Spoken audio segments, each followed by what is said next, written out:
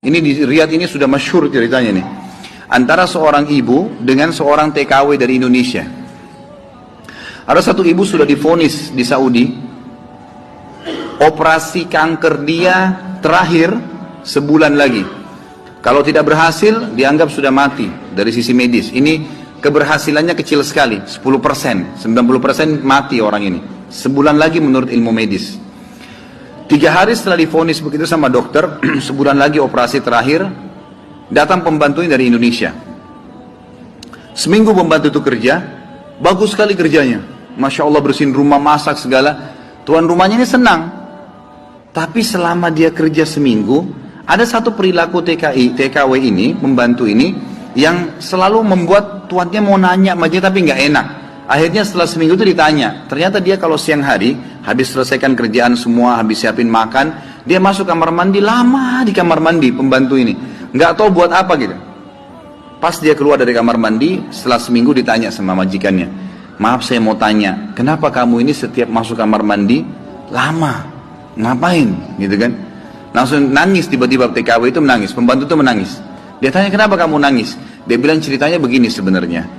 Sebelum saya berangkat ke Saudi di Riyadh ini, 12 hari, ya sebelum saya berangkat ini, 12 hari sebelumnya saya baru melahirkan.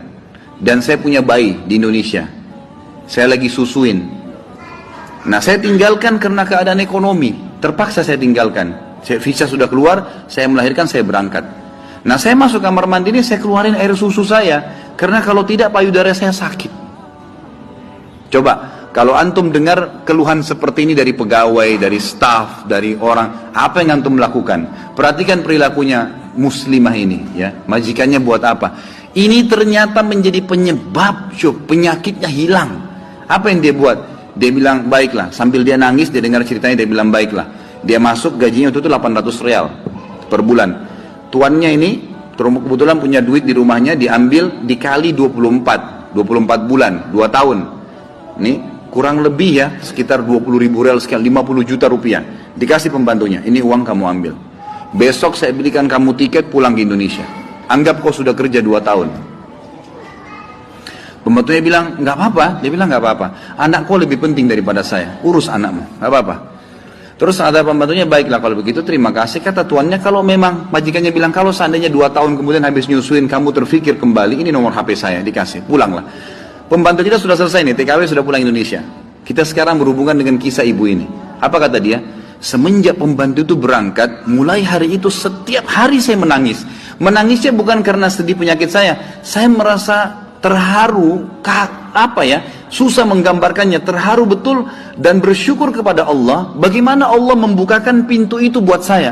Saya selalu bersyukur terus sama Allah karena saya bisa memberikan, terfikir untuk kasih gaji 2 tahun.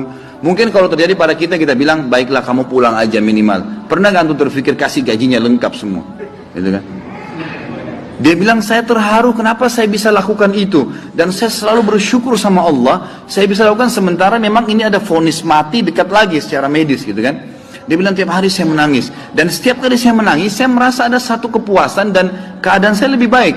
Ringkas cerita, tiba masa operasi, ditelepon rumah sakit, disiapin semuanya alat operasi. Ini sudah jelas akan menemui ajal kalau secara medis.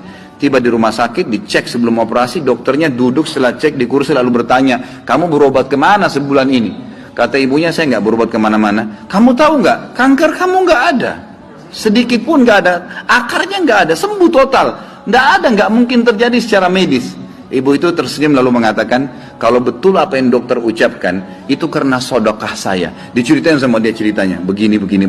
Dokternya jadi nangis, dokternya bilang apa? Subhanallah, yang telah membukakan mata hati saya, ternyata yang menyembuhkan bukan obat sama dokter. Tapi siapa? Allah subhanahu wa ta'ala. Ambil pelajaran ikhwas sekalian. Ternyata amal-amal soleh itu bisa membuat kita keluar dari masalah. Abdullah bin Umar dan Abdullah bin Abbas radhiyallahu anhum ajma'in, itu kalau beliau sedang menghadapi masalah dan tidak pecah, beliau keluar cari orang miskin dan sedekah, gitu kan? Keluar bertawassul dengan amal soleh, seperti itulah.